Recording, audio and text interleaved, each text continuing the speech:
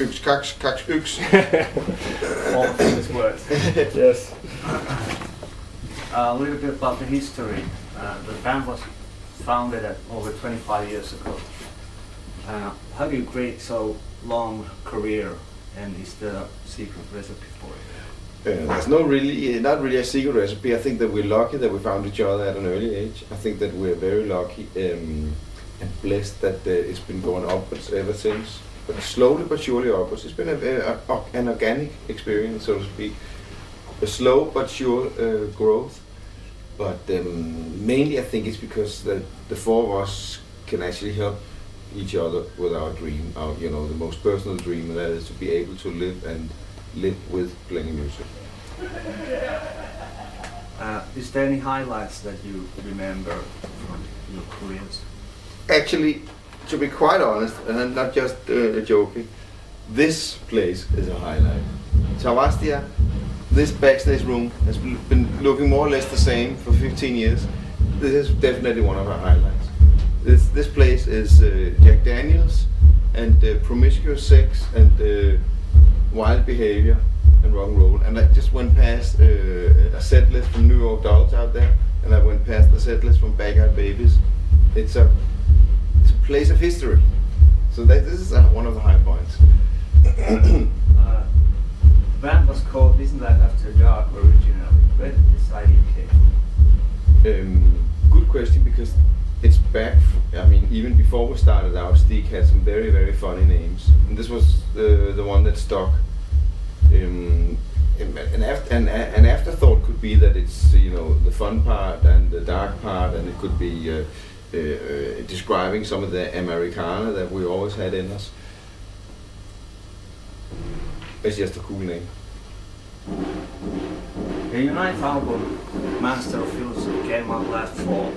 How would you describe the record, and how is it different from the others? The difference from the others, as I see it, is that it's not a concept album. We just made a lot of songs, and we took the songs that we related to the most and put them on the album. So it's a bit. So the style is like here and there, so it's only a DAD style. It's not like it's hard rock. It's not like it's blues. It's everything put together. I think that compared to the other albums, I think that we not so obsessed with what other people are thinking. I think we are not so into how this would come across. I think we're trying to get closer and closer to just the four of us and our musical tastes. I think that this has been a case where we just waited and saw which of the songs survived.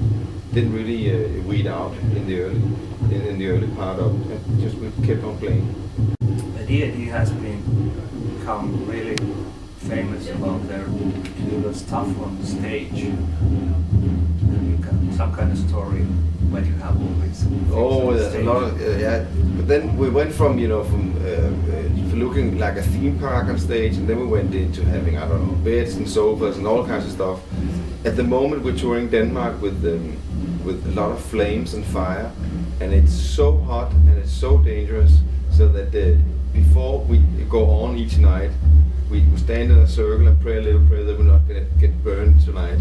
It's a bit dangerous, but also very funny, and it's an amazing effect. So we try to do something different for every tour. And sometimes it's fun stuff, sometimes it's more like evil stuff, but just to have something more than just the four of us on stage. The band has visited Finland quite often. Tonight you're going to be here in Tavastia, and it's sold out. What kind of gig memories do you have from Finland? First of all, of course, a lot of Tavastia memories about Jack Daniels and record company people coming in being more drunk than us. Fans and groupies coming in being more drunk than us. I think that maybe this was, apart from Sweden, this was the place where we first started out outside of Denmark, so it holds very dear memories for us.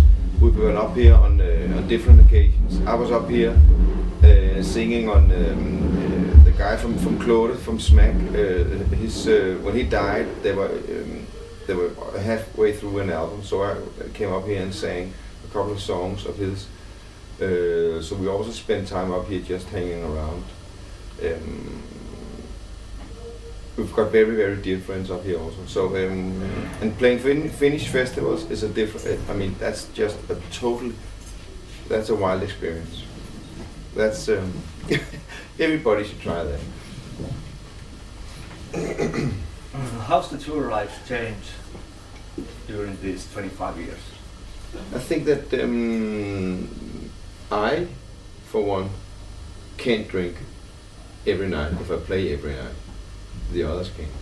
But the voice, you know, I have to, because if I get drunk, I tell jokes, and I tell long, loud jokes, then the voice goes. But apart from that, not much has changed, because touring Scandinavia and Germany is not a full-time job. I mean, we can tour for 6 months on and off, and then we tour the whole part, and then got 6 months off at least. So it's as wild, just as wild as it used to be. Can you tell me a story from the backstage and more most? Oh, I mean, I can tell you the backstage from here. So I want to show you something. Please. This only recently was this door installed. This door is actually new. So you were out there shitting only with this. And out here you can see there's no door at all either. So you take shower, no door. So you have to trust your band members, and you know, and that's typical rock. And clubs like these are all over the world. And these are the clubs that we belong in. This is DAD home turf. The name Kiva-Latero, sure, doesn't mean anything. No. But what do you expect from the festival?